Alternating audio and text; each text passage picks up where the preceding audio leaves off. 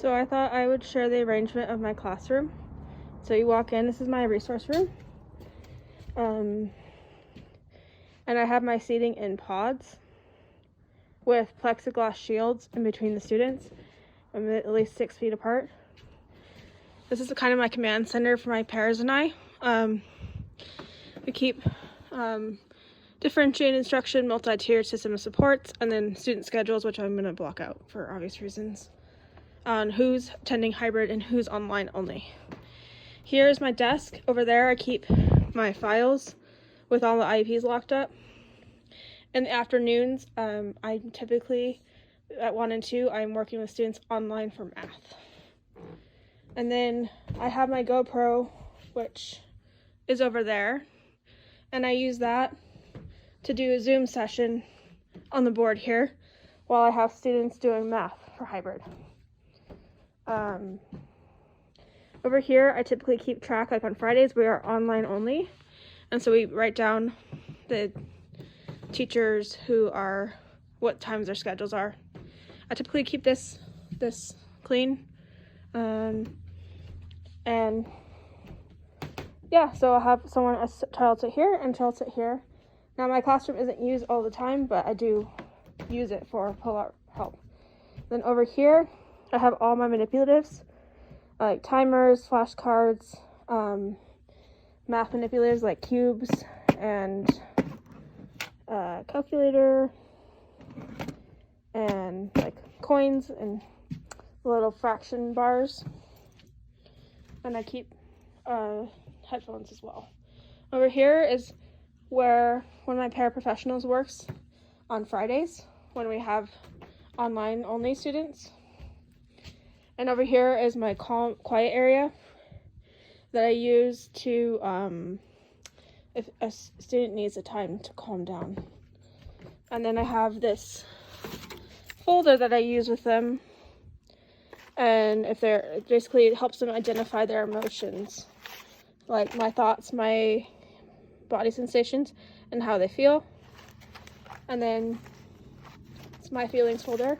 And then on the other side, they can pick what they want to do to help them feel better. And I need to restock this, but I have like stress toys, bubble wrap.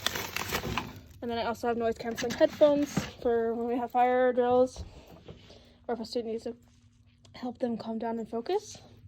I also do have alternative seating available. I have flexible seating basically. So I have these wobble chairs and then standing desks, and I also keep over here, I keep discs. These are like balancing discs that you can sit on and wiggle. And then another part of my classroom that I keep is I have a bin full of like line readers and bands. Excuse me. I can get it. Oops. So I use like these fidget bands if a child wants to kick something at its feet. I've also tried these in the past, these chewing tubes. If students like to chew on their pencils, that can help. Let's see what else. Over here is where I keep my testing kit for the KTEA. They used to use the Woodcock Johnson, but I've never used it before. So that's there, and then I have all my curriculum stuff. And then, what else? I keep, go over here to the textbooks. I have a set of all the textbooks that my students use, and I also I use these for my students when they're doing thinking maps. And I can just put it on my camera, and we're good to go. My GoPro. What else? Yeah. And then I keep more of my curriculum up here. Last year I had all my students' files in here to keep them organized, but now that we're more online, I've switched to more of a digital platform. I'm trying to think if I've gotten anything else. Here we just had this put in our room. This is where we keep the iPads that I occasionally use with my students.